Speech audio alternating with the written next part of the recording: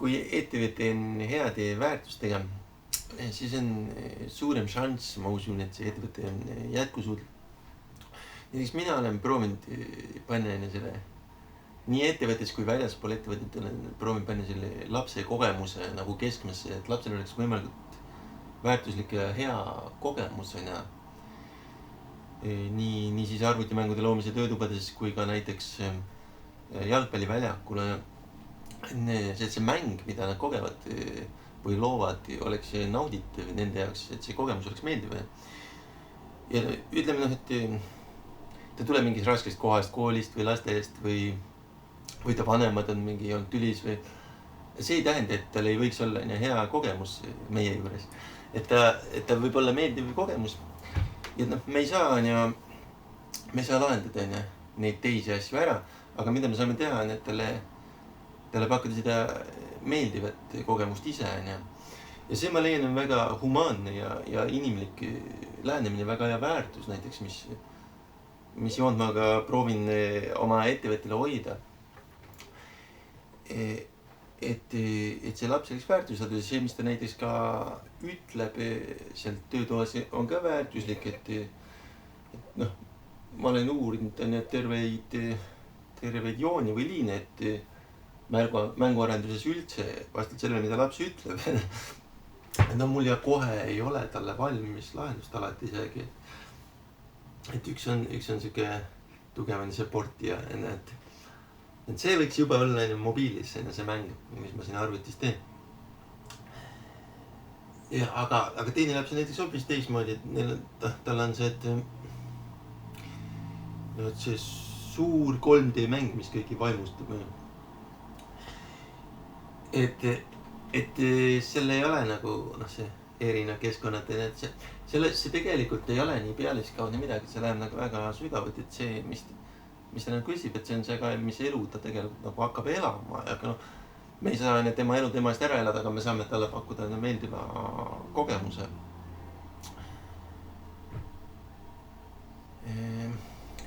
Jah, et see on võib-olla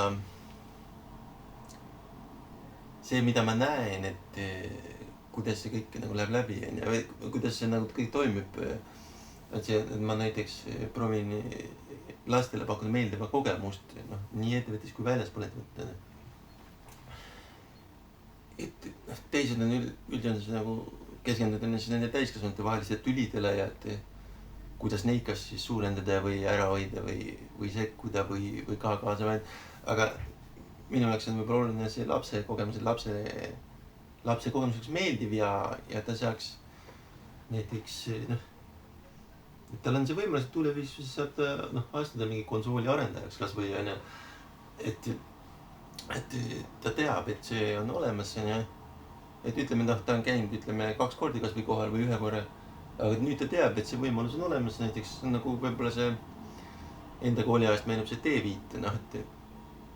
et on mingi 9. klassi lõpus on siuke suur festival või mess, kus sa saad teada, et on erinevad ametid olemas. Et see huviring on võib-olla ka natuke seal, et tal on, ta ei ole arvutit näinud, aga nüüd ta teab, et ta saab olla see arendaja. Mõtlen, et see konsooli arendaja on need ainmängud. Et seal on terve hulk rahvast ja me siis näitame, mis see nagu võiks antud kontekstis olla, mis see võiks nagu selle lapse puhul või nende laste puhul olla. Et teeb sükest sügavaid mänge näiteks. Et see on muidugi täiesti vaba. Ja minule see mõjub ka inspireeriv, ma proovin ise ka nagu elustiiliga olla eeskujuks.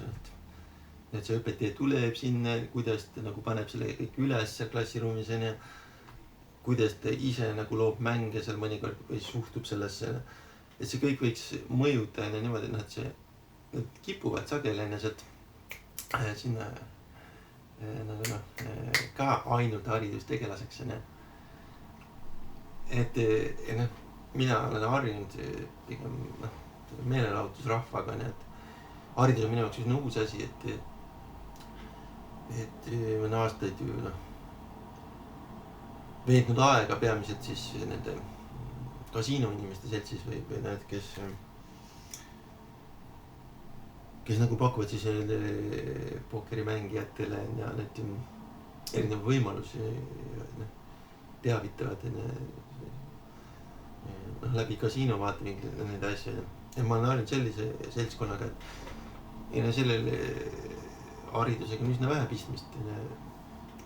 Mõnikord on sellel muidugi haridusega ka pistmist, aga peamiselt on nad siiski treenerid, mitte niivõrd nagu õpetajad. Aga laste puhul neil see kogemus oleks meeldiv enne, siis see on see õpetaja või see, kes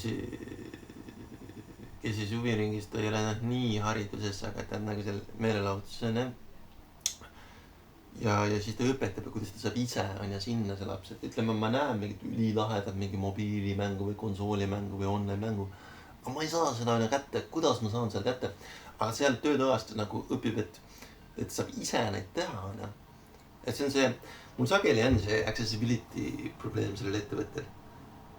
Et kasutaja ei saa neid tooteid kätte, siis need on liiga kaugel, liiga kallib või liiga nagu võimatu mõista või no siis mõtled proovingi teha mingid tasuta asjad, mis on kättesaadavas kohas või et sellega võib-olla veel edasi minna. Et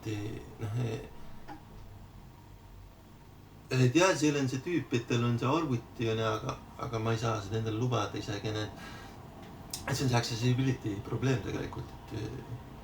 Aga lapse puhul on siis, et neil üldiselt on see võimalus tänapäeval olemas, et tal on huvi selle mängude loomise vastu, et siis tuleb veel hulk ettevõtteid, kes ta aitavad selles. Et üldiselt peaks olema võimalik juba see kõik.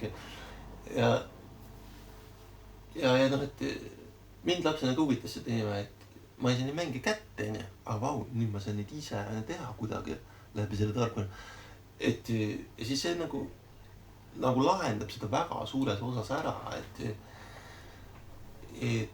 selle asemel, et ma ei saa neid nüüd kätte, ma nüüd hoopis pakun neid teistele kuidagi ja see mõjub motiveerivalt, et mitte mul ei ole 300 €, et see konsool osta kuidagi, vaid selle asemel ma teen tasuta ettevõtte, mis pakub hoopis seda. Et see proovib jah seal D5 võib-olla ennetada või seal kuskil olla, et need arendajad liiguvad siin maailmas ja nii edasi.